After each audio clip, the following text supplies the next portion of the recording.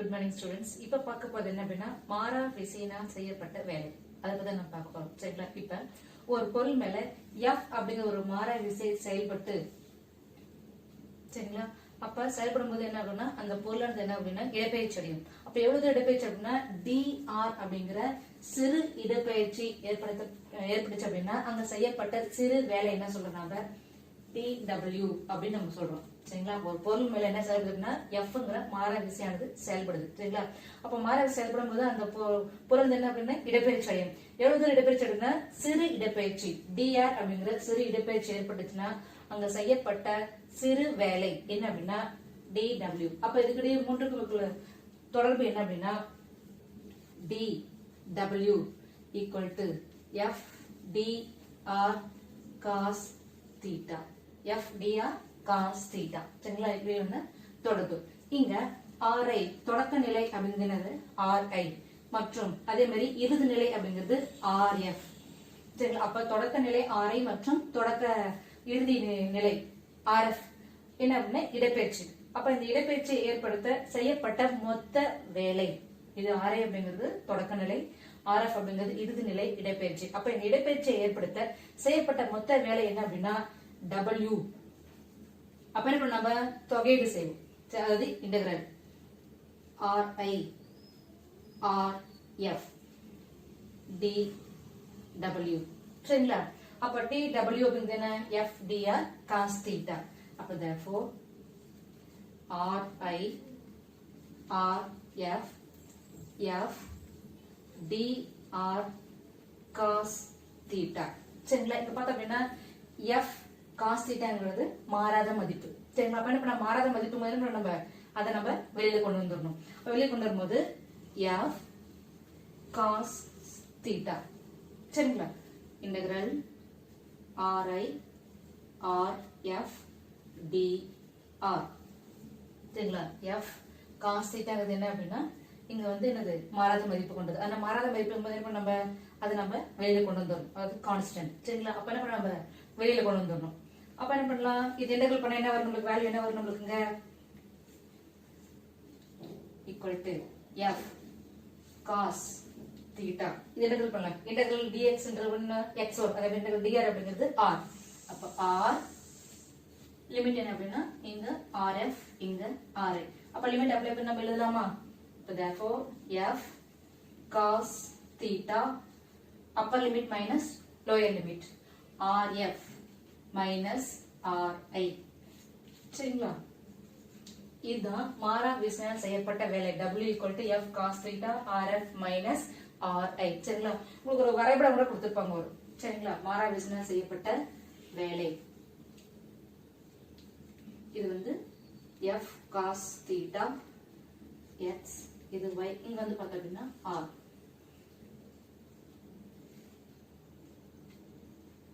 ri r. சரிங்களா? இந்த பருப்பு வளைகோட்டு கீழ் உள்ள பருப்பு எல்லாமே எதை குறிக்குது அப்படின்னா மாறா விசையால் செய்யப்பட்ட வேலையை குறிக்குது. சரிங்களா? அப்ப என்ன பண்ணுறோம்னா ஒரு பொருள் மேல என்ன பண்ணுதுன்னா ஒரு மாறாத விசை செயல்படுது. Fங்கிறது ஒரு மாறா விசை செயல்படுது. அப்ப ஒரு விசை செயல்படுச்சுன்னா அந்த ஆட்டோமேட்டிக்கா அந்த பொருள் என்ன ஆகும், இடப்பெயர்ச்சி ஆயிடும். அப்ப அந்த இடப்பெயர்ச்சி வந்து சிறும இடப்பெயர்ச்சி. அப்ப சிறும இடப்பெயர்ச்சி என்ன செய்யப்பட்ட வேலை என்னவா இருக்கும், சிரமமா இருக்கும். அதான் நம்ம dw அப்படிங்கிறோம். அப்ப மூட்டுக்கு முன்னாடி தொடர்பு என்ன அப்படின்னா dw equal to f dr cos theta. சரிங்களா? அப்ப ri அப்படிங்கிறது தொடக்க நிலை, rf அப்படிங்கிறது இறுதி நிலை இடப்பெயர்ச்சி. அப்ப தொடக்க நிலை இடப்பெயர்ச்சி இறுதி இடப்பெயர்ச்சி ஏற்படுத்த செய்யப்பட்ட மொத்த வேலை அப்படிங்கும்போது இன்டெகிரல் தொகையீடு செய்வோம். அப்ப w equal to integral ri rf dw. சரிங்களா? dw நம்ம வேலை தெரியும் என்னன்னா f dr cos theta. அப்ப அப்படியே அப்ளை பண்ணிக்கலாம் f dr cos theta. இங்க f cos theta அப்படிங்கிறது மாறாத மதிப்பு. அப்ப என்ன நம்ம அதை வெளியே கொண்டு வந்துடணும் கான்ஸ்டன்ட். அப்ப f cos theta integral ri rf dr. Integral dr தொகையீடு செஞ்சோம் அப்படின்னா r கிடைக்கும். அப்ப f cos theta r rf ri இதை மீட் நம்ம அப்ளை பண்ணணும். சரிங்களா? அப்ப எல்லைகள் வந்து நம்ம அப்ளை பண்ணும்போது upper limit minus lower limit. அப்ப w equal to f cos theta ri minus rf. இதுக்கான வரைபடம் மாறா விசை செய்யப்பட்ட வேலைக்கு மாறா என்ன அப்படின்னா வரைபடம் x axல பார்த்தா அப்படின்னா இடப்பெயர்ச்சி, y axல வந்து விசை மாறாத விசை f cos theta. சரிங்களா? எடுத்துக்காட்டுகளை பார்க்கலாம். 2 கிலோகிராம் நிறையுள்ள ஒரு பொருள் 5 மீட்டர் உயரத்திலிருந்து தரையில் விழுகிறது. புவியீர்ப்பு விசையினால் பொருளின் மீது செய்யப்பட்ட வேலை என்ன? காற்றின் தடையை புறக்கணிக்கவும். ஜியோட மதிப்பு கொடுத்துட்டாங்க. புவியீர்ப்பு முடுக்கத்தோட மதிப்பு வந்து 10 மீட்டர் செகண்ட் பவர் -2 கொடுத்துட்டாங்க. சரிங்களா? ஒரு பொருள் அதோட நிறை என்ன அப்படின்னா 2 கிலோகிராம். சரிங்களா? அது பார்த்தோம்னா 5 மீட்டர் உயரத்துல இருந்து மேல இருந்து கீழே விழுது. சரிங்களா? அப்ப புவியீர்ப்பு விசையினால் செய்யப்பட்ட வேலை என்ன அப்படின்னு கேட்டிருக்காங்க. இங்க வந்து காற்றின் தடை வந்து புறக்கணிக்கணும். சரிங்களா? அப்ப விசையா செய்யப்பட்ட வேலைக்கு ஃபார்முலா என்ன அப்படின்னா W = இன்டெகிரல். அப்ப இங்க புவியீர்ப்பு முடுக்கம் பார்த்தோம் அப்படின்னா மாறாத விசை. புவியீர்ப்பு முடுக்கங்கிறது என்னது? மாறாத விசை. அப்ப மாறாத விசையினால் செய்யப்பட்ட வேலைக்கு ஃபார்முலா என்ன அப்படின்னா W = integral Ri Rf F dr cos θ. சரிங்களா? இங்க பார்த்தோம் அப்படின்னா இது வந்து தொடக்க நிலை, இது வந்து இறுதி நிலைன்னு எடுத்துக்கலாம். Ri Rf. சரிங்களா?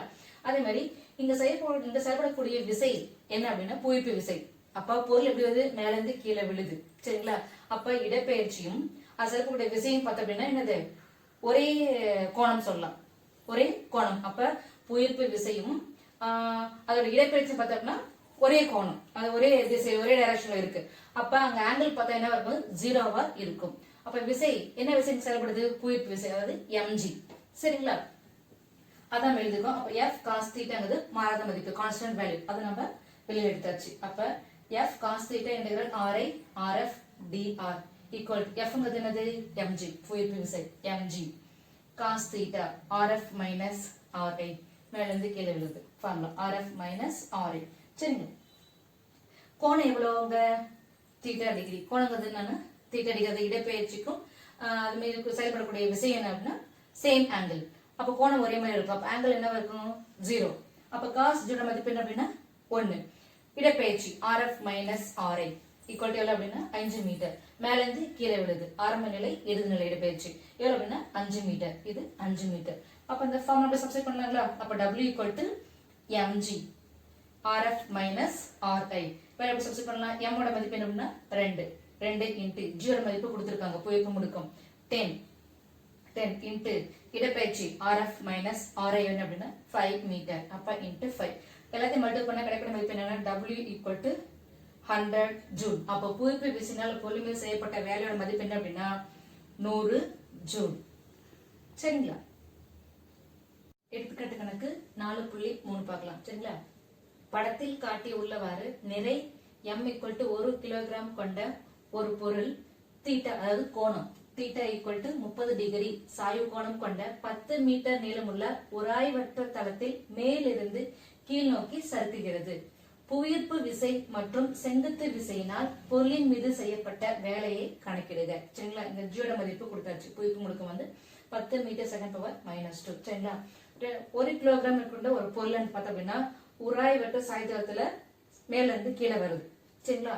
அப்ப இந்த சாய்தளத்தோட நீளம் எவ்வளவு அப்படின்னா 10 மீட்டர். அப்ப அந்த பொருள் மீது செயல்படக்கூடிய செங்குத்து விசை மற்றும் புவியீர்ப்பு விசையினால் செய்யப்பட்ட வேலையை கணக்கிடுங்கன்னு கேட்டிருக்காங்க. சரிங்களா? இங்க எனக்கு பார்த்தா அப்படின்னா புவியீர்ப்பு விசை வந்து 2 கூறா பிரிக்கிறோம். சாய்தளத்துக்கு இணையா ஒரு கூறு, சாய்தளத்துக்கு செங்குத்தா ஒரு கூறு. சரிங்களா? சாய்தளத்துக்கு இணையா இருக்கக்கூடிய விசை என்ன அப்படின்னா mg sin θ. சரிங்களா? அது நம்ம பார்த்திருக்காது. சரிங்களா? தேர்ட் லெசன் நம்ம பார்த்திருக்கிறது நம்ம. அது மாதிரி செங்குத்தா இருக்கிறது என்ன அப்படின்னா mg cos θ. அப்ப 2 கூறா பிரிக்கிறோம். புவியீர்ப்பு மீது செயல்படக்கூடிய, அதாவது பொருள் மீது செயல்படக்கூடிய புவியீர்ப்பு விசை 2 கூறா பிரிக்கிறோம். ஒண்ணு சாய்தளத்துக்கு இணையா இருக்கக்கூடிய விசை என்ன அப்படின்னா mg sin θ.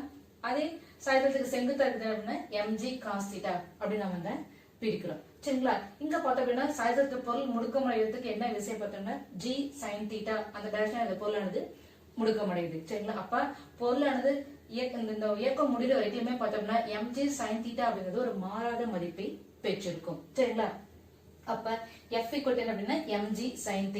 அப்ப அந்த பொருளை செயல்படக்கூடிய விசை என்ன அப்படின்னா எந்த விசை செயல்பட்டு பொருளை இயக்க வைக்குது பார்த்தோம்னா mg sin θ. சரிங்களா? இந்த விசை செயல்பட்டு அந்த மேல இருந்து கீழே வந்து கீழே சறுக்கி வர்றதுக்கு எந்த விசை இருக்கு செயல்படுதுன்னு பார்த்தோம்னா mg sin θ. இது ஒரு பார்த்தோம்னா இது ஒரு மாறாத மதிப்பு. சரிங்களா?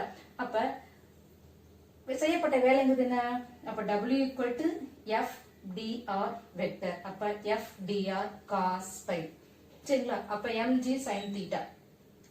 π அப்படிங்கிறது என்ன அப்படின்னா விசை, இப்ப இந்த பொருள் மீது செயல்படக்கூடிய விசை மற்றும் இடப்பெயர்ச்சி. சரிங்களா? அப்ப அந்த இடப்பெயர்ச்சிக்கு இடையே உள்ள கோணத்தை தான் எதை குறிக்குது அப்படின்னா பை அப்படிங்கிறது குறிக்கக்கூடியது. பைங்கிறது என்ன அப்படின்னா mg sin θ. விசைங்கிறது என்னது mg sin θக்கும் இடப்பெயர்ச்சிக்கும் இடையே உள்ள கோணத்தை குறிக்கக்கூடியது என்ன அப்படின்னா பை. இங்க பார்த்தோம் அப்படின்னா அது மீது செயல்படக்கூடிய விசை என்னன்னா mg sin θ. இடப்பெயர்ச்சி பார்த்தோம் அப்படின்னா dr. அது ரெண்டுமே என்னது ஒரே டைரக்ஷன்ல இருக்கு, சேம் டைரக்ஷன், இணையா இருக்கு. சரிங்களா? அப்ப பார்த்தோம்னா கோணம் என்னவா இருக்கும்? 0. அப்ப பை என்னவா இருக்கு? 0. அப்ப cos பையோட மதிப்பு என்ன அப்படின்னா 1. சரிங்களா? அடுத்தது என்னது? அந்த பொருள் மேல என்ன விசை செயல்பட்டு பொருளை இயக்க வைக்குது? mg sin θ. அப்ப mg sin θவால் செய்யப்பட்ட வேலை என்ன அப்படின்னா w equal to f dr. அப்ப equal to f ங்கிறது என்ன அப்படின்னா mg sin θ dr. அப்ப m ஓட மதிப்பு என்னது? 1. அடுத்தது g ஓட மதிப்பு கொடுத்துட்டாங்க 10. sin ஆங்கிள் என்ன அப்படின்னா 30 டிகிரி into dr. சாய்தளத்தின் நீளம் என்ன அப்படின்னா 10 மீட்டர். 10 sin 30 டிகிரியோட மதிப்பு என்ன அப்படின்னா 1/2. அப்ப எல்லாத்தையும் நம்ம மல்டிபிள் பண்ணா கிடைக்கிற வேல்யூஸ் என்ன அப்படின்னா w equal to 50 ஜூல். அப்ப mg sin θ அப்படிங்கிற கூறுனால செய்யப்பட்ட வேலை என்ன அப்படின்னா 50 ஜூல். சரிங்களா? இன்னொன்னு இது வந்து பார்த்தோம் அப்படின்னா அந்த பொருளுக்கு கிடைமட்டமா செயல்படக்கூடிய விசை. அதே இந்த பொருள் மேல செங்குத்தா செயல்படக்கூடிய விசை என்ன அப்படின்னா mg cos θங்கிற கூறும் n அப்படிங்கிற செங்குத்து கூறும். சரிங்களா? இது பார்த்தோம் அப்படின்னா பொருள் மேல எந்த ஒரு வேலையுமே செய்ய கிடையாது. சரிங்களா? எந்த விசை மட்டும் பொருள் மேல வேலை செய்யுது அப்படின்னா mg sin θ மட்டும் தான் பொருள் மேல வேலையை செய்யுது. அதே மாதிரி mg cos θ அப்படிங்கிற கோரும் விசை கோரும் n செங்குத்து விசையும் பார்த்தோம்னா எந்த ஒரு வேலையுமே இந்த பொருள் மேல செய்யல. சரிங்களா? எடுத்துக்காட்டு 4.4 பார்க்கலாம். சரிங்களா? மேல் நோக்கி எரியப்பட்ட 2 கிலோகிராம் நிறையுள்ள ஒரு பொருள் 5 மீட்டர் உயரத்தை அடைந்த பின்னர் தரையில் வந்து விழுகிறது. இந்த காற்று தடையை புறக்கணிக்கும். இதுல 3 கொஸ்டின் கேட்டிருக்காங்க. ஃபர்ஸ்ட் கொஸ்டின் என்ன அப்படின்னா பொருள் 5 மீட்டர் உயரத்தை அடையும் போது புவியீர்ப்பு விசையால் செய்யப்பட்ட வேலை என்ன அப்படின்னு கேட்டிருக்காங்க. சரிங்களா? அப்ப என்ன பண்ண ஒரு பொருள் என்ன பண்றாங்க கீழே இருந்து மேல் நோக்கி எறிகிறோம், கீழே இருந்து மேல தூக்கி போடுறோம். சரிங்களா? ஏழோன்னா 5 மீட்டர் என்ன பண்றாங்க கீழே இருந்து ஒரு பொருளை மேல் நோக்கி தூக்கி போடுறோம். அப்ப மேல் நோக்கிய இயக்கத்தில் புவியீர்ப்பு விசையால் செய்யப்பட்ட வேலை மேலும் தூக்கி போடுறோம். அப்ப அந்த பொருள் மேல புவியீர்ப்பு விசையால் செய்யப்பட்ட வேலை என்ன அப்படின்னு கேட்டிருக்காங்க. அந்த இடப்பெயர்ச்சி என்ன அப்படின்னா 5 மீட்டர். கீழே மேல தூக்கி எவ்வளவு தூரம் இடப்பெயர்ச்சி அப்படின்னா 5 மீட்டர்.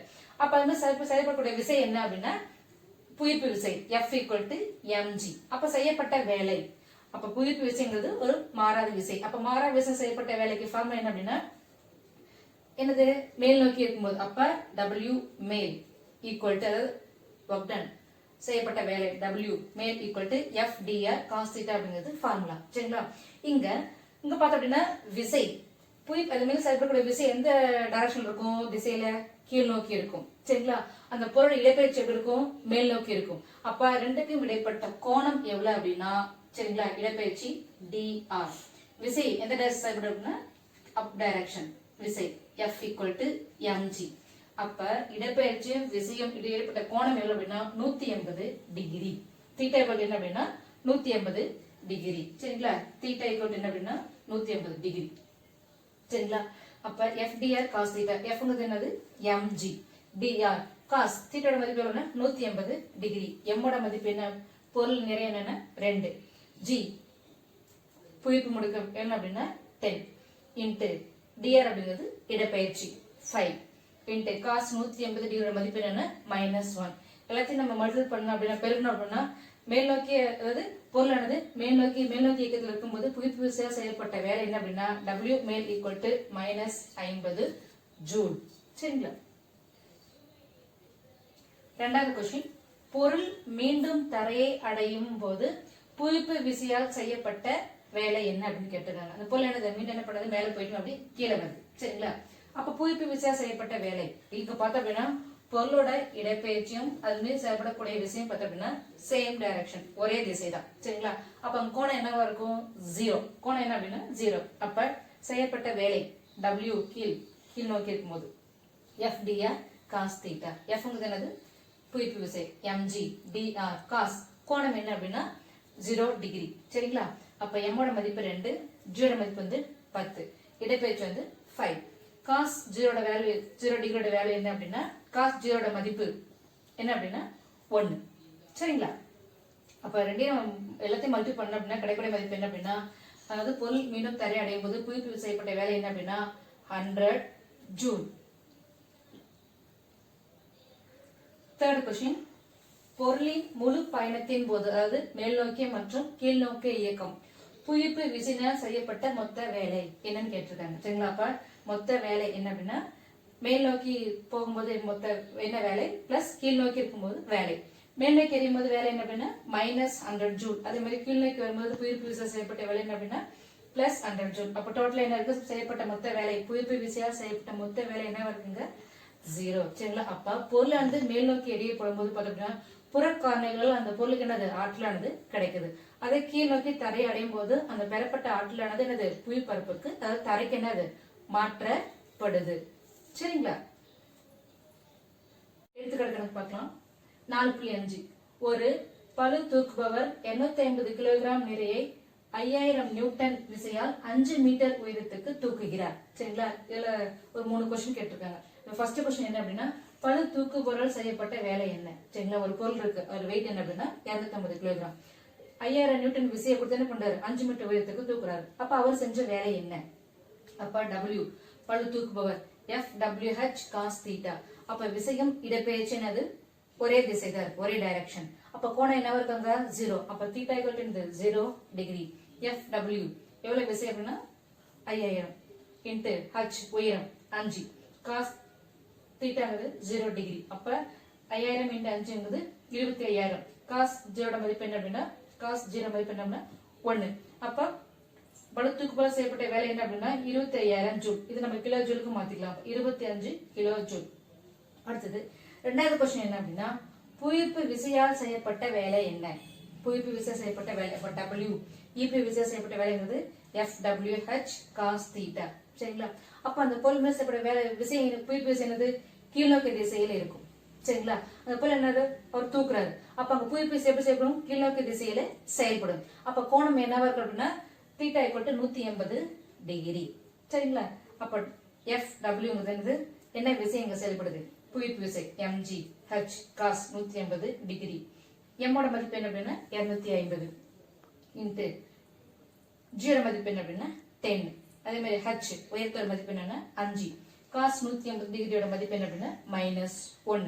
அப்ப எல்லாத்தையும் பெருக்குனா கிடைக்கிற மதிப்பு என்னன்னா 12500 ஜூல். இது நம்ம கிலோகிராம் மாத்த அப்படின்னா 12.5 கிலோ ஜூல். சரிங்களா? அப்ப அந்த பொருள் மீது செயல்படக்கூடிய நிகர விசை, தேர்ட் கொஸ்டின் அப்படின்னா நிகர விசை என்ன அப்படின்னு கேட்டிருக்காங்க. சி கொஸ்டின், நிகர விசை, அந்த பொருள் மீது செயல்பட்ட நிகர விசை என்ன அப்படின்னா, அப்ப W நிகர விசை, அதாவது மொத்த விசை ஈக்குவல் டு W பளு தூக்குபவரால் செய்யப்பட்ட வேலை பிளஸ் புவியீர்ப்பு விசையால் செய்யப்பட்ட வேலை. சரிங்களா? அப்ப இங்க பளு தூக்குபவரால் செய்யப்பட்ட வேலை எவ்வளவுங்க? 25 கிலோ ஜூல். சரிங்களா? அதே மாதிரி புவியீர்ப்பு விசை செய்யப்பட்ட வேலை காசு என்னது? 180 டிகிரி. அப்ப என்ன வரும்? -12.5 கிலோ ஜூல். அப்ப இங்க -12.5 கிலோ ஜூல். 25ல 12.5 போச்சு மீது என்ன இருக்கு அப்படின்னா, அப்ப W நிகர விசை, அதாவது மொத்த விசை என்ன அப்படின்னா +12.5 கிலோ ஜூல். Kilo joule. அப்ப அந்த பொருள் மீது செயல்பட்ட நிகர விசை எவ்வளவு அப்படின்னா 12.5 கிலோ ஜூல். சரிங்களா? Thank you students.